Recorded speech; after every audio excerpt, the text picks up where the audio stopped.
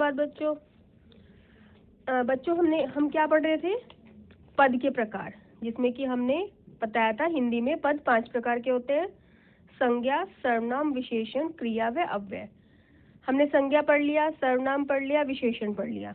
आज हम पढ़ेंगे क्रिया और अव्यय। ठीक है, तो क्रिया, हमें पता है क्रिया क्या होती है? जो शब्द किसी कार्य के करने अथवा होने का बोध कराते हैं वे क्रिया कहलाते हैं। कोई भी कार्य किया जा रहा हो या अपने आप हो रहा हो तो वो क्रिया के अंतर्गत आते हैं।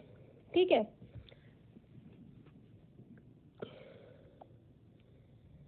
अब क्रिया के भेद। क्रिया के 2 भेद होते हैं, सकर्मक क्रिया और अकर्मक क्रिया। सकर्मक क्रिया कौन सी होती है? जिस क्रिया के साथ कर्म हो या कर्म की संभावना हो, या तो कर्म हो या कर्म ना भी होते हुए उसकी संभावना हो कि कर्म होना चाहिए, और जिस क्रिया का फल कर्ता पर ना पड़ के कर्म पर पड़ता हो उसे सकर्मक क्रिया कहते हैं। जैसे राम फल खाता है, खाना तो क्रिया हो गया। अगर मैं कहूँ राम खाता है तो ये अकर्मक क्रिया होगी, क्योंकि हमें यह नहीं बताया गया कि राम क्या खाता है, लेकिन हमें क्या बताया यहाँ पे? राम फल खाता है। तो यहाँ पे कर्म क्या हो गया? फल। तो क्या हो गया?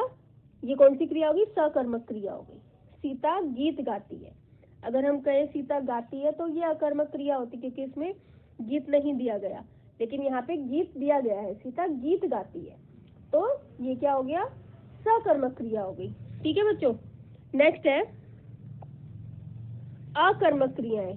अकर्मक क्रियाओं के साथ कर्म नहीं होता तथा उसका फल कर्ता पर पड़ता है। जैसे सीता हंसती है, कर्म का अभाव है तथा हंसती है, क्रिया का फल शीला पर पड़ता है। यानी कि कौन हंस रही है? शीला हंस रही है। तो यहाँ पे क्या हो गया? अकर्मक क्रिया हो गई। मैं पीछे पीछे दौड़ रहा था, कर्म का अभाव है, दौड़ रहा था, क्रिया का फल किस पे पड़ रहा है? मैं पर। कौन दौड़ रहा था? मैं दौड़ रहा था। ठीक है, तो यहाँ पे क्या होगी? अकर्मक क्रिया होगी। ठीक है बच्चों, क्रिया हो गई हमारी। नेक्स्ट है हमारे अव्यय। अब अव्यय वे शब्द होते हैं जिनमें लिंग, वचन, कारक, पुरुष आदि के कारण विकार उत्पन्न नहीं होता। जैसे और कोई हमारा वाक्य होता है, उसमें क्या होता है? जो शब्द होते हैं स्त्रीलिंग के लिए अलग से इस्तेमाल होते हैं, पुल्लिंग के लिए अलग से इस्तेमाल होते हैं। लड़का कोई काम करता है, लड़की कोई काम करती है, वचन के अनुसार भी परिवर्तन हो जाता है। एक को कहेंगे हम, अगर कोई घोड़ा दौड़ता है कहेंगे, अगर बहुत सारे घोड़े होंगे तो हम कहेंगे घोड़े दौड़ते हैं। यानी कि वाक्य के अनुसार, लिंग और वचन के अनुसार वाक्य में परिवर्तन हो जाते हैं। लेकिन अव्यय वो शब्द होते हैं जिनमें लिंग, वचन, कारक, पुरुष आदि के कारण विकार उत्पन्न नहीं होता, यानी कि कुछ भी परिवर्तन नहीं होता, तो वो क्या कहलाते हैं? अव्यय कहलाते हैं। अब अव्यय कौन से शब्द हो गए जिनमें परिवर्तन नहीं होता? ऐसे शब्द कौन से होते हैं वाक्य में? जैसे कि अब, यहाँ, वहाँ, क्यों, कैसे। चाहे वो स्त्रीलिंग के लिए यूज हो रहा हो, इस्तेमाल हो रहा हो, चाहे वो पुल्लिंग के लिए इस्तेमाल हो रहा हो। ठीक है, चाहे वो एक वचन के लिए इस्तेमाल हो रहा हो, चाहे वो बहुवचन के लिए इस्तेमाल हो रहा हो, इनमें कभी भी परिवर्तन नहीं होगा। ठीक है, अब, यहाँ, वहाँ, क्यों, कैसे, इसलिए, तथा, और, जब, किंतु, परंतु, इधर, कब, तब, आज, कल आदि, ये सारे के सारे शब्द जो होंगे अव्यय कहलाएंगे। ठीक है, अब अव्यय के भेद। अव्यय 4 के प्रकार के होते हैं। पहला अव्यय जो होता है क्रिया विशेषण, दूसरा संबंध बोधक, तीसरा समुच्चय बोधक और चौथा विस्मयादि बोधक। ठीक है, अब क्रिया विशेषण जो हमारा अव्यय का पहला प्रकार है, क्रिया विशेषण। जिन शब्दों से क्रिया की विशेषता प्रकट हो वो क्रिया विशेषण शब्द कहलाते हैं। यानी कि क्रिया की विशेषता बताने वाले शब्द क्रिया विशेषण कहलाते हैं। अब क्रिया विशेषण भी 4 प्रकार के होते हैं: स्थानवाचक, कालवाचक, परिमाणवाचक, रीतिवाचक। स्थानवाचक में बच्चों क्या आएगा? क्रिया के होने का स्थान, यानी कि जिस वाक्य में क्रिया के होने का स्थान का बोध हो वो स्थानवाचक क्रिया विशेषण होगा। यानी कि काम हो रहा है, कहाँ हो रहा है? जैसे दिवाकर ऊपर बैठा है, ठीक है, 4 दीवारी पर चढ़कर नीचे कूद रहे हैं, मतलब काम कहाँ हो रहा है का बोध होगा, वहां पे स्थानवाचक क्रिया विशेषण हो रहा होगा। यानी कि काम कहाँ हो रहा है? ऊपर हो रहा है, नीचे हो रहा है, आगे हो रहा है, पीछे हो रहा है, ठीक है, यहाँ हो रहा है, वहां हो रहा है, तो ये सारा का सारा स्थानवाचक क्रिया विशेषण के अंतर्गत आएगा। दूसरा जो क्रिया विशेषण का प्रकार है वो है कालवाचक क्रिया विशेषण।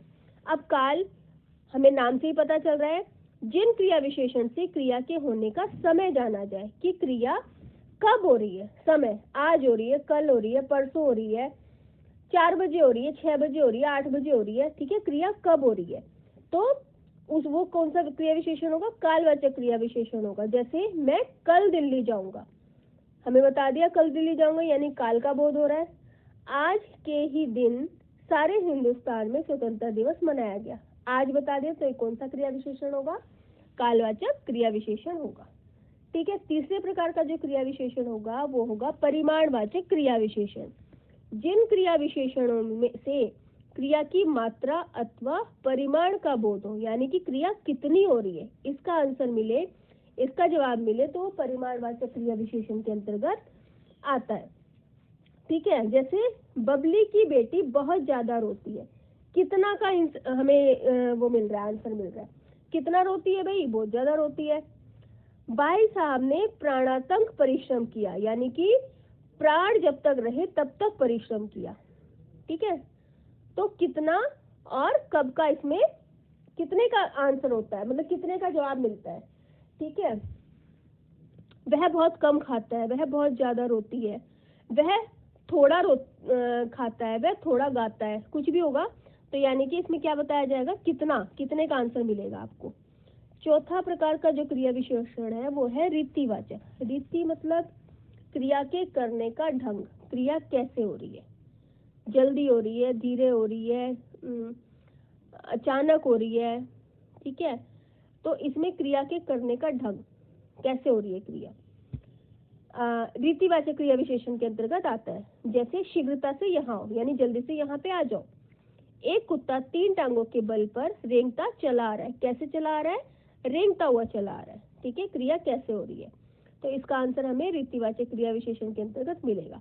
अब हमने अव्यय के जो 4 भेद करे थे उसमें से हमारा पहला भेद कंप्लीट हो गया, वो क्या था, क्रिया विशेषण, जिसके मैंने आपको 4 प्रकार बताए, स्थानवाचक, कालवाचक, परिमाणवाचक और रीतिवाचक।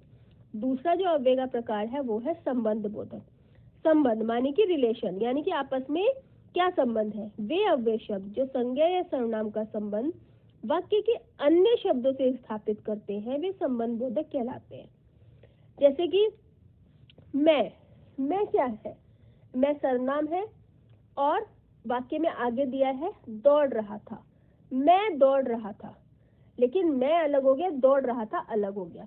इन दोनों को आपस में संबंध किसने लगाया, किसने करवाया संबंध, पीछे पीछे, मैं पीछे पीछे दौड़ रहा था, तो ये पीछे पीछे जो शब्द हो गया वो संबंध बोधक शब्द हो गया, क्योंकि इसने मैं को बाकी वाक्य से जोड़ने में हमारी मदद की। ठीक है, बेतहाशा होटल की तरफ दौड़े, बेतहाशा होटल हो गया, दौड़े, लेकिन किसने इस वाक्य को जोड़ा, संबंध करवाया, की तरफ दौड़े, के आगे, के पीछे, की तरफ, के दाएं, के बाएं, ये सारे के सारे किसके अंतर्गत आएंगे, संबंध बोधक के अंतर्गत आएंगे। तीसरे प्रकार का जो अव्यय है हमारा वो है समुच्चय बोधक अव्यय।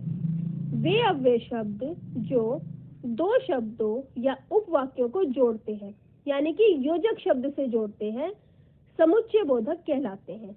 अब समुच्चय बोधक भी 2 प्रकार के दिए गए हैं इसमें, समानाधिकरण और व्यधिकरण। समानाधिकरण मतलब वे अव्यय जो स्वतंत्र पदों, वाक्यांशों या उपवाक्यों को समानता के आधार पर एक दूसरे से जोड़ते हैं, समानाधिकरण समुच्चय बोधक कहलाते हैं। जैसे मैं पढ़ूं, ना पढ़ूं, मैं पढ़ूं लिख दिया हमने, ना पढ़ूं लिख दिया हमने, लेकिन इन दोनों को आपस में किसने जोड़ा, एक योजक चिन्ह ने जोड़ा जिसका नाम है या, मैं पढ़ूं या ना पढ़ूं।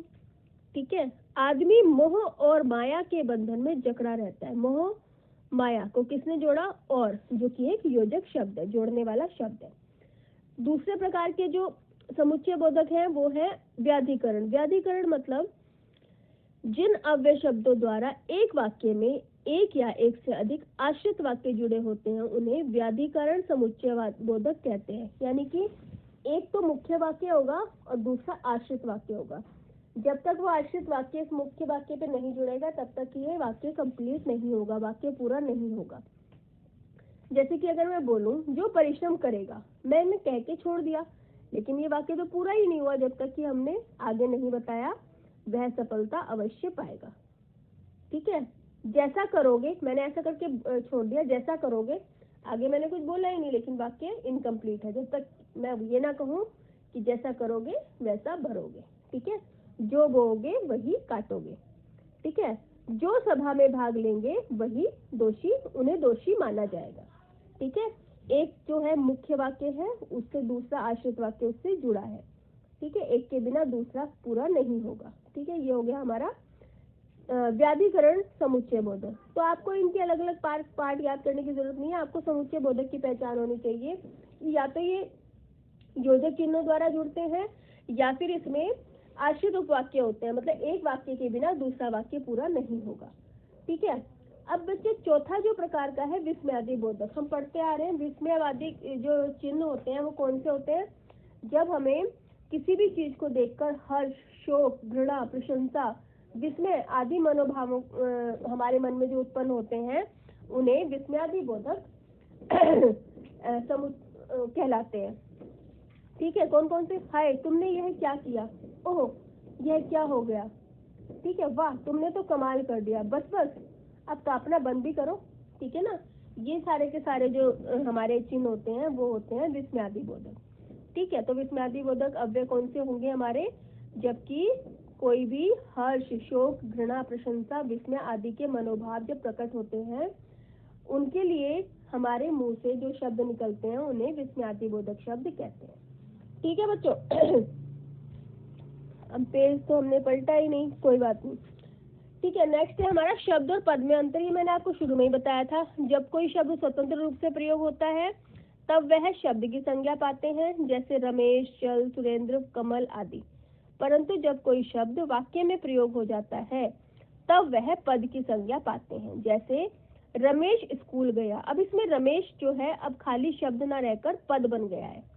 ठीक है, कमल कीचड़ में खिलता है, अब ये भी हमारा पद में इस्तेमाल हो गया है, तो कमल हमारा पद कहलाएगा। ठीक है बच्चों, नेक्स्ट जो हमारा टॉपिक है पदबंध, वो नेक्स्ट क्लास में करेंगे, जब तक आप ये वाला वर्क कंप्लीट करेंगे। ठीक है, कल शाम को 3 बजे तक सभी मुझे ये वर्क भेजेंगे। ठीक है बच्चों, ओके, थैंक यू।